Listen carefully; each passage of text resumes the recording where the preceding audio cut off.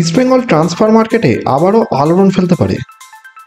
Kerala Blasters থেকে রাহুল কেপিকে দলে ফেরাতে চাইছে লালরুদ শিবির। একাধিক সূত্রের খবর অনুযায়ী রাহুলের প্রতি ইস্টবেঙ্গলের আগ্রহ তুঙ্গে।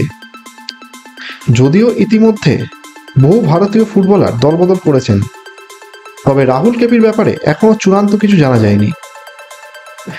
কেরালা ব্লাস্টার্সের সাথে 2025 সাল পর্যন্ত চুক্তিবদ্ধ থাকা রাহুলকে সই করাতে হলে ইস্টবেঙ্গলকে বড় অঙ্কের ট্রান্সফার ফি দিতে হতে পারে। যদি রাহুল ইস্টবেঙ্গলে যোগ দেন, তবে ডিমিত্রিয়স ডিমান্টাকস, সাউল ক্রেসপো, মাদি তালাল এবং লালাংসাঙ্গার সাথে উপস্থিতি দলের আক্রমণ ভাগকে আরও শক্তিশালী করবে। 2019-20 মরশুমে কেরালা ব্লাস্টার্সে যোগ দিয়ে রাহুল প্রথম প্রতিযোগিতামূলক গোলটি করেন।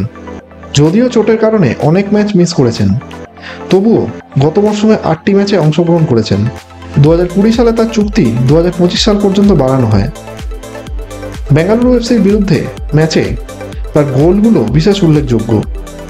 কলকাতা ফুটবল লিগের পাশাপাশি ইস্টবেঙ্গল সমর্থকদের নজর থাকবে অন্যান্য টুর্নামেন্টের দিকেও।